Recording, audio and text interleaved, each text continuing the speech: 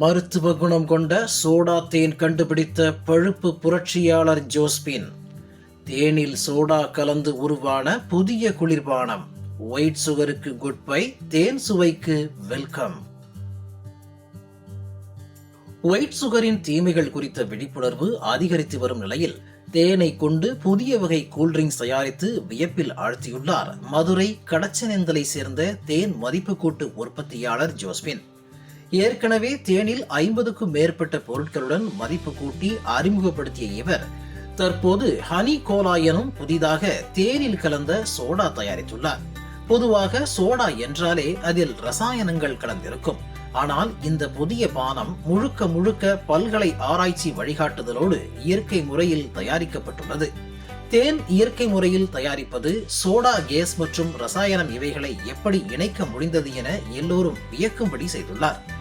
ஒரு தண்ணியில வெள்ளை சக்கரை, வெள்ளை ஜீனின்றது பயங்கரமான ஒபிசிட்டில இருந்து, ஆஸ்துமால இருந்து, கல்லீரல் பிரச்சனைல இருந்து எல்லாத்தையும் உருவாக்குற ஒரு பொருள் தான் அந்த வெள்ளை ஜீனின்றது, ஒயிட் சுகர்ன்றது.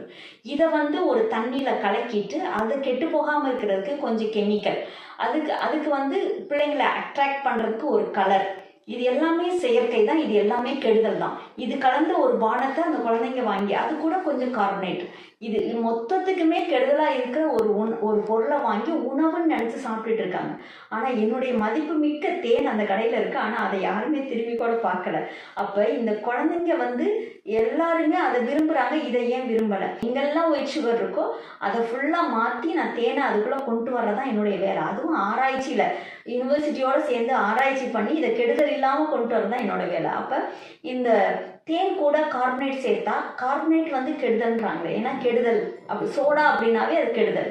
சோடா உள்ள அந்த விஸ் உள்ள எந்த உணவையும் சாப்பிடக்கூடாது, அது கெடுதல்னு சொல்லி அப்பருந்தே நான் சின்ன வயசா இருக்கிறப்ப இருந்தே இதை சொல்லி சொல்லி வளர்த்தாங்க.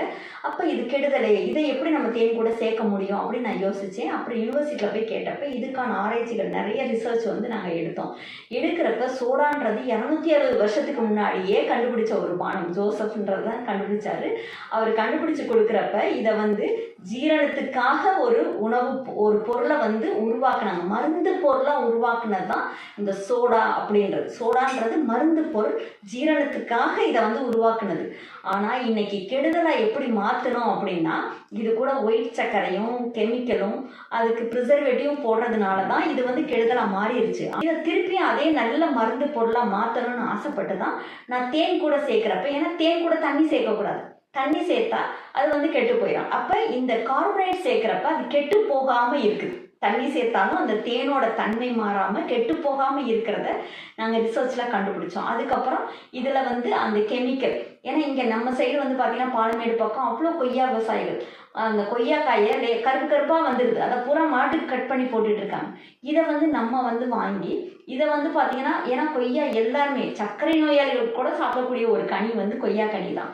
அதை நம்ம தேன் கூட சேர்த்தா என்ன அப்படின்ட்டு தான் அந்த தேன் கூட சேர்த்து இந்த கார்பனேட் சேர்க்கிறப்ப எந்த ப்ரிசர்வேட்டிவும் கிடையாது, எந்த ஒரு செயற்கை கலரும் இல்லாம இதை கொண்டுட்டு கிட்டத்தட்ட 1 வருஷம் ஆராய்ச்சியில வச்சிருந்து அதுக்கப்புறம் இப்பதான் பாத்தீங்கன்னா மார்க்கெட்ல ரிலீஸ் பண்றோம். இதில் எந்தவிதமான செயற்கை நிறமூட்டிகளோ அல்லது ரசாயனங்களோ சேர்க்கப்படவில்லை. தேனை சிதைக்காமல் அதன் மருத்துவ குணங்கள் மாறாத வகையில் கார்பனேஷன் செய்யும் நவீன தொழில்நுட்பம் பயன்படுத்தப்பட்டுள்ளது.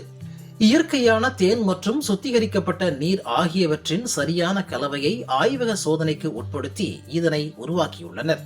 மேலும் இவர் தேனீ வளர்ப்பு மற்றும் தேன் மதிப்பு கூட்டுதல் போன்ற தொழில் முனைவோருக்கான இலவச பயிற்சிகளும் அளித்து வருகிறார்.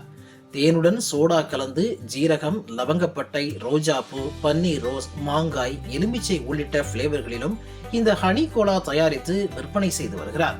மருத்துவ குணத்துடன் கூடிய இந்த ஹனி கோலாவை செரிமானத்திற்காக சாப்பிட்ட பிறகு சாப்பிடலாம் என்றார். மலச்சிக்கல் உள்ளவங்க இதை சாப்பிட்டு பார்த்தீங்கன்னா நல்ல ரிசல்ட் கிடைக்கும். மலச்சிக்கல் வரவே வராது. ஏன்னா உடம்புல உள்ள கழிவுகள் வெளியேறிட்டா நம்மளுக்கு பாதி வியாதி கிடையாது. அது போக தேனோட வேலை ரத்தத்தை சுத்தப்படுத்தி ரத்த ஓட்டத்தை சீராக்கிட்டா மீதி வியாதியும் கிடையாது. ஏன்னா பிபி இல்லை, கொலஸ்ட்ரால் இல்லை, ஹார்ட் அட்டாக் இல்லை, ரத்தத்தை சுத்திகரிப்பு நல்ல செல்களை புதுப்பிச்சுட்டா கேன்சர் கிடையாது. இப்படி பல நோய்களுக்கு மருத்துவமாகவும் குழந்தைங்களுக்கு ஆரோக்கியமாகவும் அடல்ட்டுக்கு ஒரு நல்ல ஒரு சுவையோடையும் இதை கொண்டு வந்திருக்கோம். இது இந்தியாவிலே ஃபர்ஸ்ட் இது தெரிஞ்சுக்கிறேங்க. இன்னும் யாருமே இதை வந்து கொண்டுட்டு வரல. இந்த அதாவது சோடா கூட தேன் சேர்த்து இன்னும் யாரும் கொண்டு வரல. அந்த ஒரு விதத்தில் இதை நாங்கள் புதுமையாக கொண்டு போய் ஆரோக்கியத்தோடையும் சேர்த்து கொடுத்துட்ருக்கோம்.